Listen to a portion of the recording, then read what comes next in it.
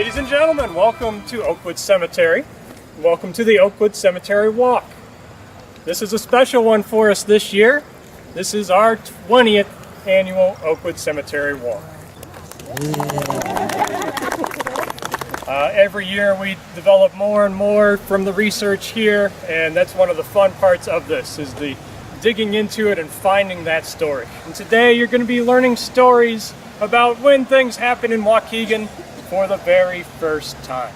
Bonjour, bienvenue, welcome. My name is Picane. I am a member of the Miami Nation from the St. Ignace in what you would call Canada. I'm here with Pierre Marquette and Monsieur Joliet. Obviously there's English spoken here, French, the Potawatomi, the Huron, the Miami. There's a lot of languages, and we, being relatively neutral, get to translate for everyone. Pierre Marquette and the rest of the Jesuits are covertly trying to stop what has now been a 20-year beaver war. They are trying to educate the indigenous people, the First Nation people, so that we can hopefully live together and not lose anyone's culture. Waukegan had 3 lighthouses. The first one was built in 1847. Government inspector came out about a year and a half later and said this lighthouse was not built well. That the brick was not sealed and all the moisture from the lake was penetrating the lighthouse. So what they did is they did a tuck pointing and a whitewash job for additional money, and that lighthouse stayed in use until 1871. And at the turn of the century, the government had put a pier out here, and that was their final lighthouse was out there.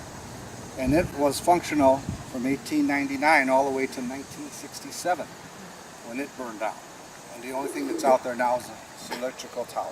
March 1878, on a Thursday I believe, read in the newspaper that there's going to be a lecture at the Phoenix Hall. It was a full house at the Phoenix Hall, and the lecturer was Mr. Elijah Gray of Highland Park. He had brought with him his invention, the talking and musical telephone. Well, he started to demonstrate for us. He picked up his telephone, started to speak into it, and he said he was talking to his assistant down in Chicago. We couldn't hear him though. And he said he had another demonstration for us. And now we started to hear music being played. It was faint, but we could hear it. Well, we were still skeptical. But then we started to hear the heavenly voice of a female singer. And we realized this was Mrs. Watrous singing. And we knew that Mrs. Watrous was indeed in Chicago that evening. We were convinced now. This telephone could work over great distances. And we found out a few years later that somebody else was claiming to have invented the telephone first. Well, we're not too sure about that. Mr. Gray had a very convincing story. But that was quite an entertaining night at the Phoenix Hall, and it only cost 25 cents.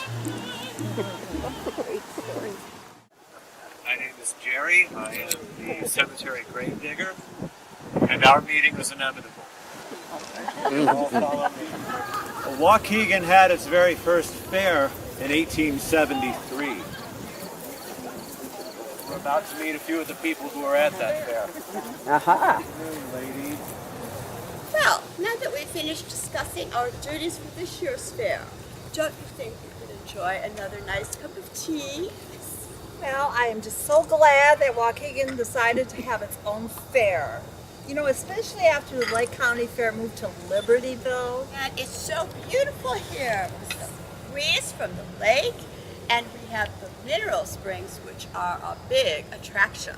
And let's see, we have the original half-mile oval racetrack in the center. There are hundreds of stalls around that. And oh, am I glad that they finally put in a ladies' waiting room. Oh, men just never think of those conveniences. But you know what? It's marvelous because I cannot see how anyone who enters can go home without some prize. Oh yes, by the way, Mrs. Upham, didn't your bride win last year? No. But weren't there some very unusual contests started in the first fair?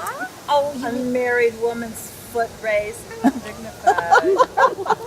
Well, how about the Fat Man race for men who weigh at least 200 pounds? Oh, Mrs. Clark, don't you recall that your husband, the judge, won the race last year? Well, if you don't remember, the prize was a jar of lard and a good fat ham. Both very, very nice prizes. May I want?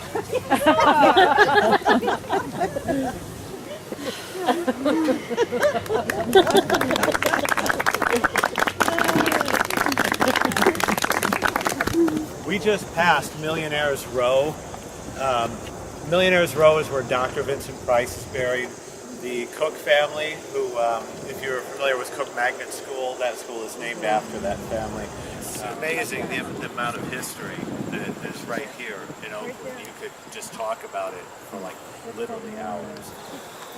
First Waukegan baseball team, we're visiting Horace Hinckley now. Virtually everyone in the very first Waukegan baseball team is buried here at Oakwood.